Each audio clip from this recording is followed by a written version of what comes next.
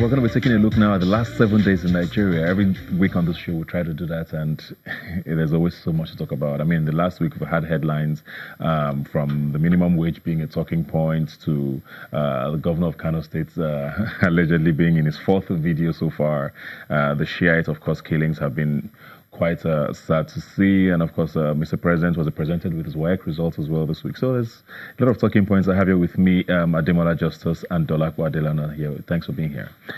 Let me start with you now. I want to talk about the Shiite killings, of course, because it was quite gruesome to watch, and I know we ended up, I think, two days ago as well, seeing the Nigerian army on Twitter trying to justify what had been done to the Shiite members from a statement by President Trump, where he said that, well, stones or rocks are considered as weapons as well.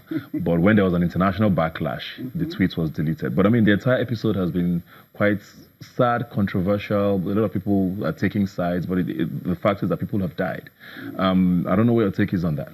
No, sorry. What is the premise of the controversy? You understand?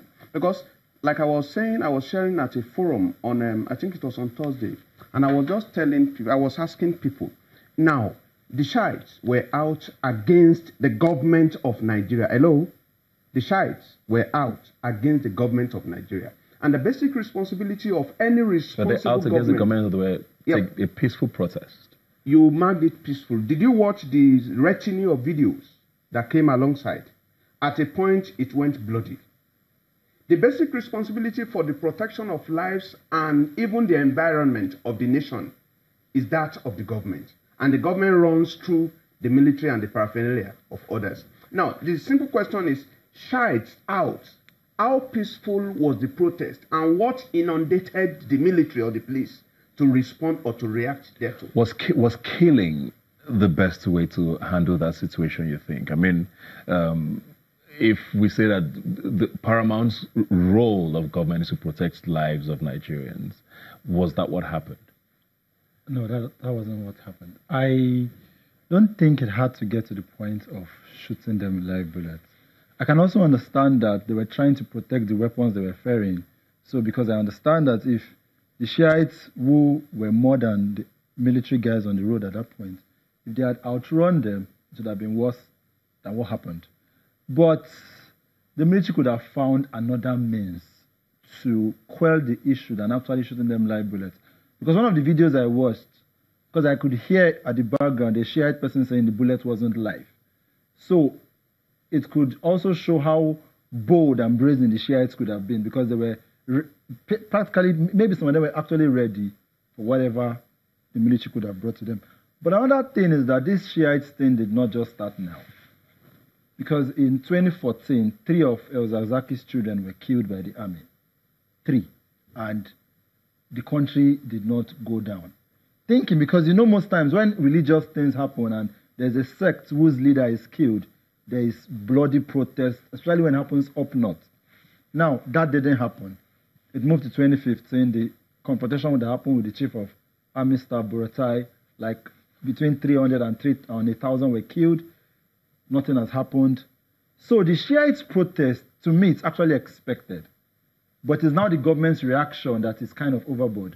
Which brings me to my point now. I mean, looking at the bigger picture now, besides what happened in the past week, this issue has dragged on for too long. Someone we know, El Zarzaky, is in custody. We don't know if there's a trial going.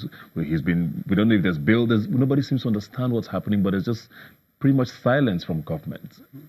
How do we get out of this? We may not get out of it until there is an assurance of mutual peace. Do you see moves to even have that discussion? That may not be in the front line now.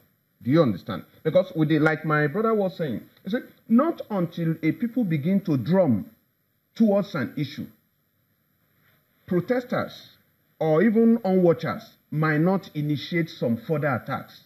It depends on the kind of responses or reactions we, Nigerians, we give to issues and how much we are able to politicize issues that determines what comes from the other side. Because, like you are saying, if the Shiite activities have been ongoing across years, and now, unfortunately, we've not been having very wonderfully responsible government in Nigeria, else we will have been able to tame the whole of this scenario. But because we've been having this kind of leadership, that sometimes we have to be lackluster. What do we suggest to a government like this now? Because, I mean, like I said, there's silence. We're not sure what's happening behind the scenes. Maybe there's a lot happening behind the scenes. But people say, okay, we've seen this with the Biafran issue. We've seen this with a lot of issues in the past where there doesn't seem to be action, but just military force. What do we want the government to do in this case? The first thing the government should do is to release him.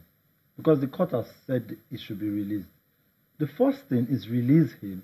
Then you can now have discussions with him on how to reduce their marches, their confrontations with the military and all that.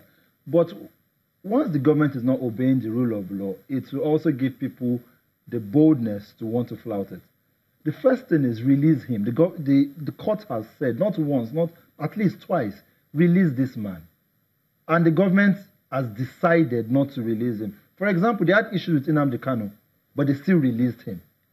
So if they should throw the same light and release him, then from there, we'll now know, okay, what is happening next. It's not that you keep him continually in prison and it doesn't add up. You can't expect someone's followers to keep quiet when he's in jail, his wife is in jail, his members have been killed, 3 of his sons were killed, and you actually just expect them to go cold silence.